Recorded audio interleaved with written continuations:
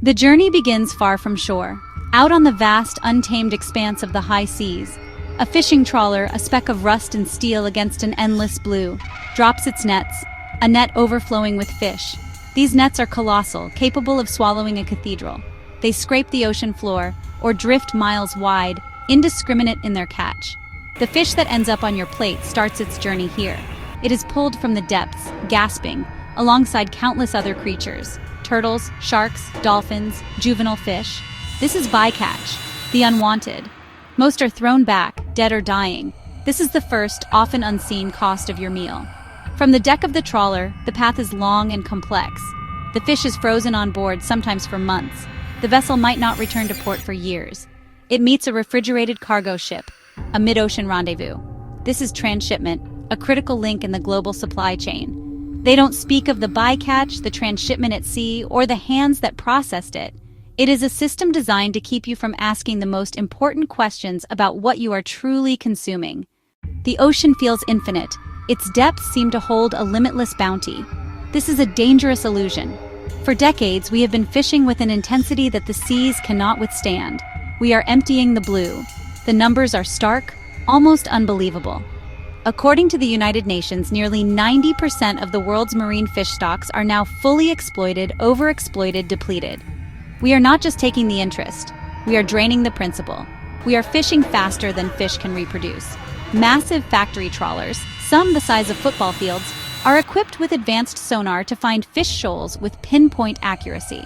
Their powerful engines and enormous nets can strip an entire ecosystem in a single pass. This is not fishing. It is aquatic deforestation. We are clear-cutting entire populations of tuna, cod, and swordfish.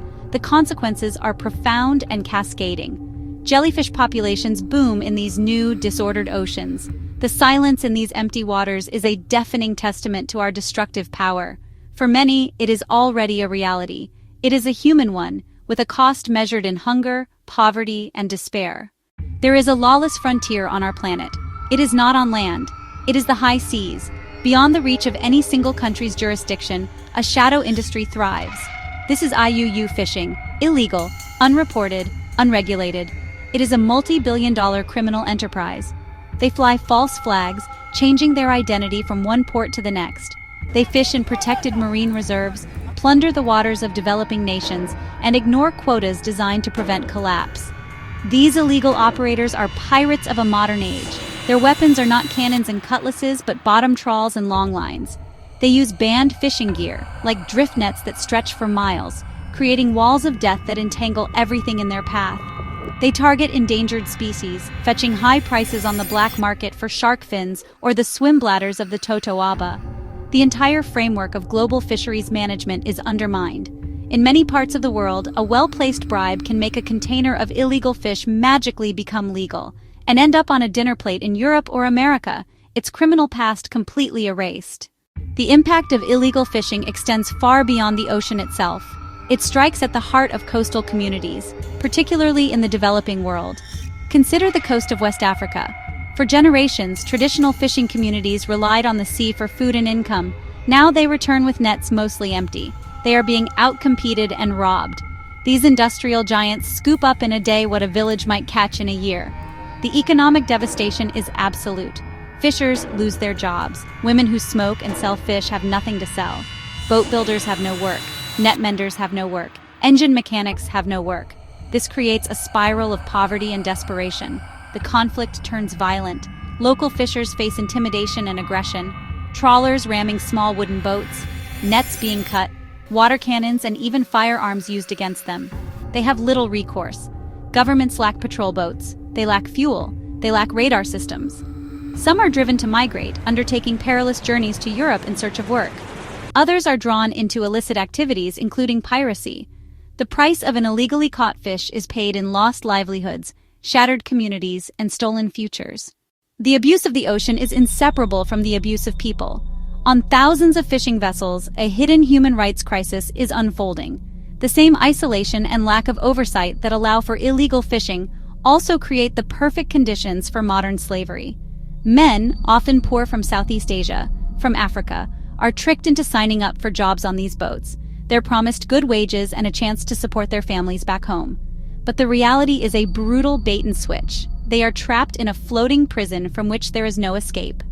Life aboard these vessels is a living hell. The work is grueling and dangerous. Shifts can last for 20 hours a day, 7 days a week. The men haul heavy nets, gut fish until their hands are raw, perform perilous maintenance on aging machinery, all while being battered by the unforgiving sea. Sleep is a luxury. Exhaustion is constant. Workplace accidents are common. Medical care is virtually non-existent. A broken leg, a deep gash from a knife is often treated with a dirty rag and in order to get back to work. Men die from injuries, illness, sheer exhaustion. Their labor stolen to provide cheap seafood for global markets. Their suffering is a hidden ingredient in the fish we eat. The stories are harrowing. They come from the few who manage to escape. A man from Cambodia, let's call him Lai, was trafficked onto a Thai fishing boat. He was told he would work in a factory on land. Instead, he found himself at sea. For 4 years, he was not paid a single dollar. He was fed just enough rice to keep him working. He saw a fellow crew member, sick and unable to work, beaten mercilessly, and then thrown into the ship's fish freezer. Lai eventually escaped by jumping overboard when the ship neared an island and swimming for his life. His story is not unique. It is one of thousands. Consider the plight of Indonesian fishers. They are often targeted by unscrupulous manning agencies. One survivor recounted how he was forced to work for 22 hours straight, with only 2 hours of rest. The drinking water was rusty and foul. The food was often spoiled. When a crewmate died from a septic infection, the captain simply ordered his body to be wrapped in a blanket and stored in the freezer alongside the fish. The man's family was told he had died of an illness. The ship continued fishing, the dead man a frozen witness to the horrors on board. In Latin America, the narrative is painfully similar.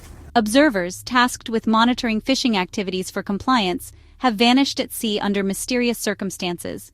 Their presence is a threat to illegal operations. Then he disappeared. The men are treated as disposable inputs, less valuable than the ship's engine or its nets. It is a price paid in human bodies and souls. This system of abuse and destruction does not exist in a vacuum. It is supported by a global web of actors, each playing a role, wittingly or unwittingly. At the top are the big fishing corporations. Many of these companies are based in countries like China, Taiwan, South Korea, Spain. Their business model often depends on minimizing costs and maximizing catch. This creates intense pressure to cut corners. That means paying rock-bottom wages, neglecting safety, and fishing illegally when they can get away with it. Governments are deeply complicit. Many are guilty of turning a blind eye. Flag states are supposed to be responsible for the conduct of their ships. However, many countries operate flags of convenience. They offer cheap registration and minimal regulation.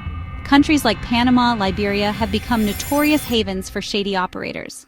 Furthermore, governments often subsidize their fleets, providing cheap fuel and other support, encouraging expansion of already oversized fleets. Then there are the enablers on the ground, the recruitment agencies that supply the labor. In ports across Southeast Asia, these agencies lure vulnerable men with false promises. They charge exorbitant fees, creating an instant debt that binds the worker to his employer. They are the gatekeepers to the system of forced labor. Port authorities, who can be bribed to ignore irregularities, are another critical link. Finally, there are the international bodies and regional fisheries management organizations. These institutions are meant to govern fishing on the high seas. In theory, they set quotas and create rules. In practice, they are often weak and ineffective. Their decisions are frequently driven by political and economic interests rather than scientific advice. Enforcement is minimal, and penalties for violations are often too small to act as a real deterrent. The web is complex, but the outcome is simple. The perpetrators profit while people and the planet pay the price. The picture is grim. The ocean is being stripped bare. People are being broken. But the situation is not hopeless. The tide can be turned. Change, however, requires concerted action on multiple fronts. It must come from governments, from the industry, and from us. The first and most critical step is to increase transparency. We cannot fix what we cannot see. This means mandating that all commercial fishing vessels use publicly accessible tracking systems. It means banning transshipment at sea, forcing vessels to return to port where they can be properly inspected. Governments must find their spine. They need to ratify and enforce international agreements, like the Port State Measures Agreement. They must close their ports to vessels with a history of illegal fishing or labor abuse. Flags of convenience must be abolished. Subsidies that fuel overfishing must be eliminated and redirected to support sustainable aquaculture. The industry itself has a crucial role to play. Major seafood companies, processors, retailers sit at the bottlenecks of the supply chain. They can and must demand full traceability from their suppliers. Technologies like blockchain can help create tamper-proof records. Companies that refuse to clean up should be named and shamed. Those that lead should be rewarded. Finally, we as consumers are not powerless. We can demand more information. We can ask tough questions. Where does this fish come from? How was it caught? Can you guarantee it is free from forced labor? We can use sustainable seafood guides to make better choices. We can reduce our consumption of species associated with high levels of bycatch and abuse, like shrimp and tuna. The time for ignorance is over. The time for action is now.